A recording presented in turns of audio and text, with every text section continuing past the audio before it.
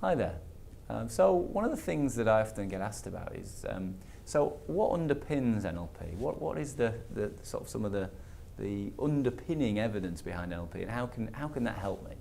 And one of the things I explain is that when you're on a 7-day NLP practitioner course, one of the first things you learn are a series of beliefs, if you like, that are called the presuppositions of NLP. There are around 20 of them, and these are the building blocks, the foundation really, that once you learn, they really start to, and you really take them on board and believe them, they really start to transform your performance. And it's really the start of a journey of change for the better. So let me give you an example of one presupposition, perhaps my favourite presupposition, and that is the presupposition that there is no such thing as failure, only feedback. Now that's a really interesting one, because if you say to people logically and rationally, is there such a thing as failure? They will of course say yes. And I say, okay, so let's say something doesn't go particularly well for you, and you therefore believe that you've failed. How do you feel? And the answer to that is not particularly good. So when they believe that they've failed, they don't feel particularly good. Is the chances of them entering that environment again and having another go and learning from the experience more likely or less likely? And of course, because there is now a negative emotion attached to it, it becomes less likely.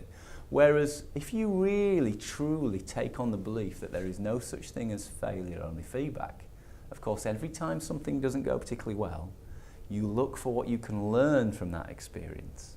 You look for the positives of what you can take from that, and you discard any negative emotion associated with the event. So that allows you to move on and actually enter that environment again, have another go, learn from what you need to learn, and keep progressing in life.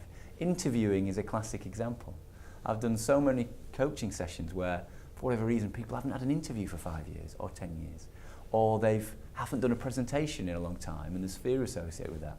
And if people truly take on that belief that there is no such thing as failure, only feedback, they will find that their life continually evolves and they keep learning what they need to learn from every experience. And of course, some of the other tools and techniques of NLP can help with that process.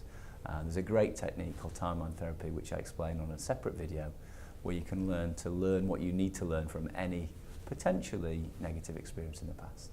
So if this is of interest and you're interested in learning what the other 20 presuppositions of NLP are, or you're interested in one-to-one coaching with one of my team, or attending the 7-day NLP practitioner course, please feel free to visit our website and perhaps order a free brochure which explains more about all the different products and services which we have which can help you. And I look forward to hearing from you, or hopefully maybe even meeting in person.